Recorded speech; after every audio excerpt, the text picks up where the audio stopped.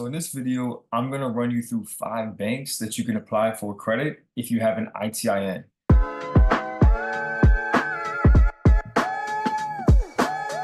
So if you're an immigrant and you don't have a social security number, but you have an ITIN number, these banks are going to allow you to apply for credit with an ITIN.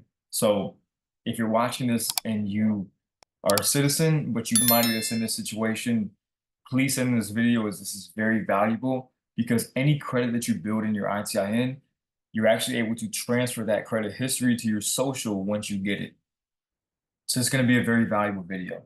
So bank number one, Capital One. And I want to say something really quick. Anytime you want to ask for unsecured credit with a bank and you're just starting out, I always recommend you build some type of relationship with them first. So most of these credit cards are going to be secured cards because it's going to be a way to build a relationship with that bank and build credit history from scratch. So you have two options here with Capital One. You have the Quicksilver and you have the Platinum. So they differ a little bit in the sense that the Quicksilver has a 1.5% cash back on purchases and the Platinum does not. But with the Platinum, you have a much lower minimum deposit, whereas the Quicksilver, you have 200. I would personally recommend depositing as much as you can. That way it shows a higher limit and you actually make it a higher limit once your card graduates from secured to unsecured. So just something to keep in mind. Number two, Bank of America. So Bank of America has two secured cards that have the customized cash rewards card, 3% cash back, and they have the unlimited cash rewards card, which is unlimited 1.5% cash back on all purchases. The cool thing with Bank of America is they also have student cards. So it's the same two cards. It's just catered to students. Bank number three, Citi. Citi's a good bank to build a relationship with as well.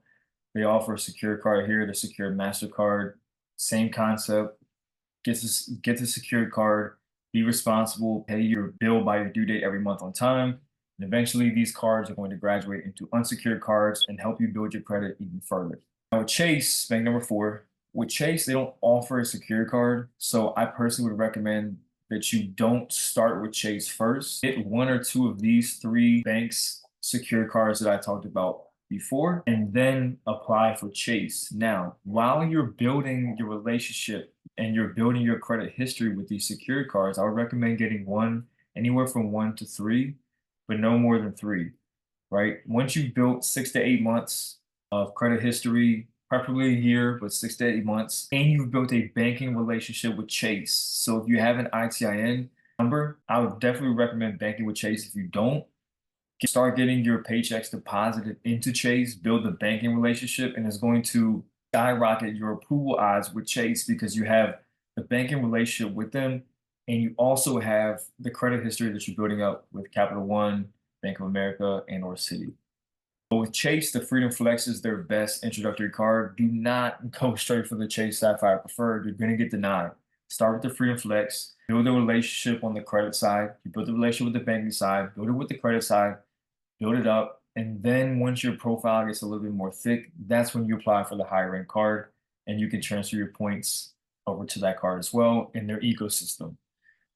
The next one and the last one is American Express. So American Express, you technically can build a banking relationship with American Express. They just don't have any physical locations, so I don't necessarily recommend doing that. This is one that I definitely would apply for after you've built at least 1 year of credit history with some of these other cards. So by the time you even apply for American Express, all of these cards are going to be graduated into unsecured cards. You're going to have a year of credit history built up. And then I would apply for something like the Blue Cash Everyday card. This is their most notorious beginner card. You also have the Cash Magnet card and the Everyday American Express Everyday card. I definitely recommend the Blue Cash Everyday. With American Express, once you get into their ecosystem, their American Express ecosystem, every card that you apply for in the future is a soft pull. You're not going to get a hard inquiry. That's pretty cool about American Express. They are probably superior in everything travel and cash back. Chase is a close second, but American Express is one that A, you want to build a relationship, and B, you don't want to ruin that relationship. So again, I would wait 1 year and apply for American Express Blue Cash Everyday card. And last but not least, and why I didn't include this in the 5 really, this is kind of like a wild card. is the Apple Card. So reason being is it's contingent on you having an iPhone. If you do not have an iPhone, unfortunately, you cannot apply for this card. They're backed by Goldman Sachs. I have seen through data points, I have friends that are immigrants to this country. My wife is an immigrant, and they both got approved for this card. My friend got approved as their first credit card ever. This is years ago, though. So I want you to take all this with a grain of salt. My wife already had credit history built up before she applied for it. But again, take that however way you want. You can apply for this card, but understand that you're not guaranteed approval right away. Again, it would be much better to have some type of credit history built up first and then apply for it. But if you don't have an iPhone, then unfortunately you can't apply for this card. So that's why I kind of put it last and didn't really include it in 5. But if you found any of this information valuable and useful, I ask that you please subscribe to the channel and turn on notifications because we have a lot of valuable information dropping in the future, in the near future. And if you have any questions in regards to credit, so personal credit, business funding, credit repair, consumer law, etc., whatever the case may be, we have a link in the description to our Discord channel. As of June 3rd, 2024, it is free. I cannot guarantee you that at the time you're watching this video, it's still going to be free. But as of the time of this video, it is free still. We do have a link in the description as well for our ebook that we just released.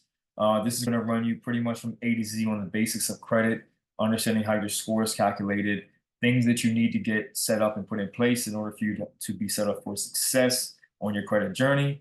But yes, we'd love to welcome you to the family. Click the link in the description. See you guys on the inside.